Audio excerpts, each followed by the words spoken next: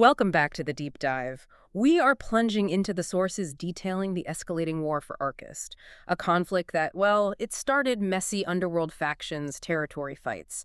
But the sources we have today, they mark the exact moment it turned into something else entirely, a devastating spiritual siege. Exactly. It was 3 days after that first sort of contained attack on a command center. The city woke up and there was this deceptive quiet. You could almost feel people thinking, okay, maybe it's over. Merchants out, people praying, just quiet, a brief illusion. And then boom, that tranquility was just absolutely pulverized, a massive, coordinated assault. So today we're diving deep into Chapter 7 of the source material. Our mission for you is to really dissect these events that fundamentally changed the war. We're talking the bombing of religious centers, the brutal magical interrogation right after, and then this horrifying discovery of a new enemy hiding, quite literally, in plain sight. Yeah, what happened next was highly strategic, aimed right at the city's, well, its heart and soul. The conflict just blew past territory and profit. It became about crushing the will to fight. Okay, let's unpack this because, yeah, this wasn't just gang stuff anymore. This was strategic, aimed at spiritual destruction. The attack kicks off just after dawn, no warning. The first blast just rips through the shrine of the Dawnfather. The sources describe golden domes shattering instantly, fire engulfing the steps. You hear these panicked, terrified shrieks. And then, just seconds later, the shockwave from the second explosion hits the Hall of Twilight. Marble columns crumbling, stained glass, gone. Deadly shards raining down. And the choice of targets here is, well, it's everything. This wasn't just random chaos to rack up bodies. The cultists, and they were chanting praises to their god, Melzeroth, Lord of Whispers, or sometimes called the Unmaker. They went specifically for the city's highest spiritual symbols. The Dawnfather, that's hope, renewal, twilight, peace, transition. So hitting those means you're trying to break morale and make people feel like the gods have just, I don't know, checked out, abandoned them. Precisely. It completely shifts the psychology of the defense. Starfaller, he's the leader of that elite merc group, the Grim Shadows. He saw this immediately. Right. He didn't see it as just another fight. He called it the first act of a siege. He knew they were aiming for the city's mind, not just its walls. And the methods. Terrifyingly fanatic, a whole new level of zealotry, right? These weren't just hired thugs. These were true believers. They charged in wearing these alchemical explosive devices, AEDs strapped to their chests, ticking. Basically suicide bombs. And the sheer number implies a serious manufacturing effort behind the scenes. That organization is key. Yeah, some cultists were even using crude blades, cutting themselves, painting symbols in their own blood as they ran towards the defenses, embracing martyrdom. They did these immediate, fanatic suicide charges, literally leaping over their own dead comrades to get to the temple supports, sunken eyes gleaming, whispering praises to the Unmaker right at the end. Yeah. Yeah. And the destruction just kept going all morning, one after another, detonating near key structures. Not just those first two temples. The Temple of the Stormlord was set ablaze. And the Spire of Lithara, that huge symbol on the skyline, brought down an avalanche of stone, erasing hope visually. The city's defense did rally pretty quickly, actually, but they were just overwhelmed by the intensity. The sheer self-sacrifice. Temple guards, silver-trimmed armor, trying to form lines. Paladins from the Sanctum of Valiance charged and, radiant shields up, trying to channel divine energy to protect people. But that divine energy doesn't stop a massive explosion, does it? Not these WMDs. No, it couldn't. The sources mention one cultist breaking through the line, shrieking, "For the Unmaker!" and just detonating. Instantly incinerated two paladins. Their shields, powerful against swords or magic, couldn't handle that raw force. Even later, when the city guard cavalry finally rode in, crushing the remaining fanatics without mercy, the dying cultists still triggered their bombs, maximum damage, vaporizing armor. They weren't fighting to win the battle. They were fighting to burn the city down, prove their god's power. Okay, so the temple district is smoldering. The city's reeling from this incredible spiritual and physical blow. And the focus shifts drastically. Starfaller and the Grim Shadows, these elite mercs specializing in covert ops, they switch gears. From fighting street chaos to intelligence extraction, deep underground in their base, the grave. Yeah, and the description of the grave, it's visceral. Air thick with damp stone, old blood, and this weird incense smell, like some kind of torture chapel, their subject. A captured silver veil mage, still defiant, battered but spitting curses, ranting about Malzeroth making the city a paradise. But Starfaller, he doesn't waste time. No threats, no physical stuff initially. The goal is urgent. Find out where those AEDs are being made, the bombs that just ripped the city apart. And he nods to Sarah Nightwhisper. Right, and this is where Sarah Nightwhisper's magic comes in.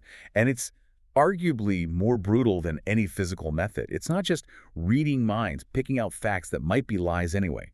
Her power is deeper. It tears through the soul. It forces the person to relive their worst memories. With the clarity of a waking nightmare, it's psychological warfare designed to shatter the mind's defenses and get the raw truth. Wait, so the idea is standard torture might just get you a lie from a zealot, but this bypasses their conscious loyalty, goes deeper. Absolutely. The zealot's mind is dedicated, strong from Elzeroth, but the soul, still vulnerable. Cyrn makes them revisit some moment of profound shame or weakness or failure. And this mage, he broke instantly, bucking against his restraints, screaming, "No, no, not here, not again." He didn't break from pain. He broke from shame, terror. And just like that, he gives up the locations? Within moments. A warehouse in the northern district and a foundry hidden deep in the slums. Intelligence gained. Problem partly solved. Partly solved. What happens next? Well, this bit highlights the, let's say, clinical ruthlessness of Starfaller's faction. Very different from the paladins we just saw. The mage, terrified now, is begging, promises more secrets, anything to be spared. And Starfaller's response? Orders him sold. Auctioned off, actually, to whichever war temple bids the highest. Sold. To a temple. Yes, explaining quite coolly that the war temples would sacrifice you slowly, as a symbol, as payment for the people you burned alive. Now, you might think, is this just cruelty, or is it smart? That's exactly what I was wondering. Doesn't selling him back risk escalating things? Or is it a power move, showing Starfaller pays debts brutally? It's the latter. It's a message of pure disdain. Starfaller doesn't seem to care about the Silver Veil's reaction. He cares about using the temple's desire for revenge to his advantage, maybe getting some resources and cementing his rep. Total retribution, it's business, politics, and revenge all at once. He's basically saying, we don't play by your rules or anyone else's. Wow. Okay. Clinical brutality gets the intel, gets the revenge. So immediately after that, the raid on the warehouse? Right. Starfaller and the Grim Shadows hit that Northern District warehouse. And this was precise, surgical, a real contrast to the messy street fighting earlier. How so? They moved like ghosts. The warehouse area was a maze of decaying buildings, but they knew the layout. Archers on rooftops took out sentries silently. Cyrn disabled the magical wards around the perimeter. Then a heavy ram straight through the main doors. Fast, efficient. And inside. The bombs. Exactly what they were looking for. Stacks of those volatile AEDs. Yeah. Lining the walls. Enough to level half the district, easily. The initial resistance was handled quickly, but then they faced the main guy, the Grand Executor of the Silver Veil, high-ranking commander, wreathed in dark energy. I get the boss fight. Pretty much. Yeah. And this is where things go completely off the rails.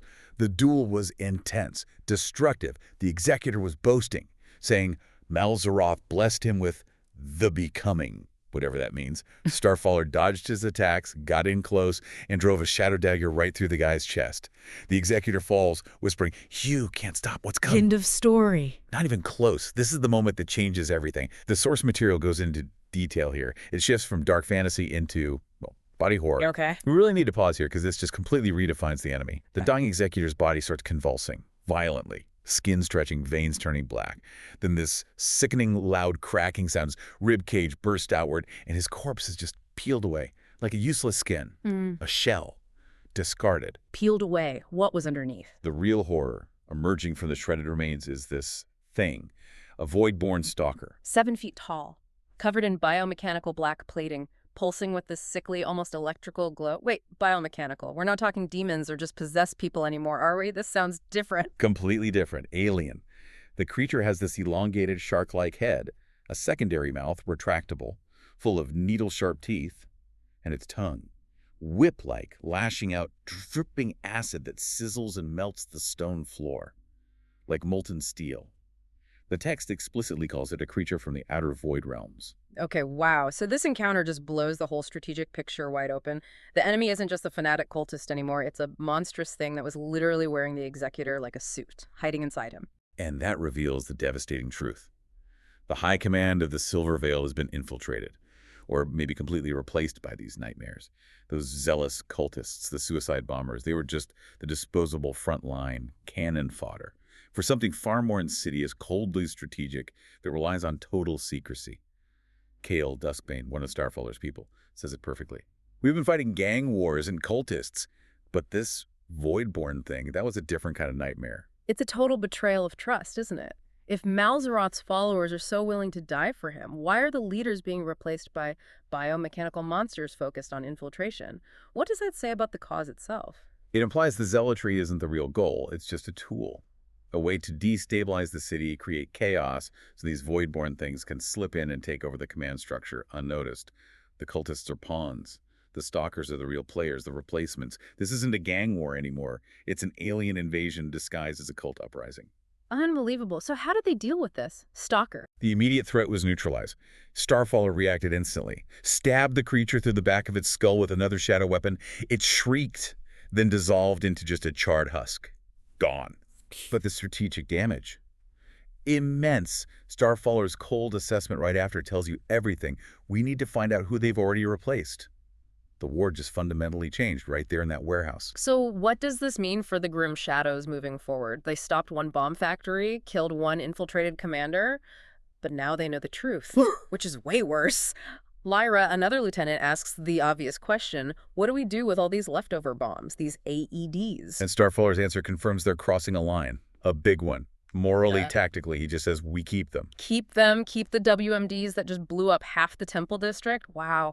Does that decision to hold on to weapons like that change who the Grim Shadows are? Are they no longer just mercs? Are they becoming something darker? Potential terrorists themselves? They absolutely are crossing that line. It means the Grim Shadows are ditching any kind of conventional code of conduct they might have had. He implies they'll find a better, more calculated use for these incredibly dangerous tools than the Veil ever could.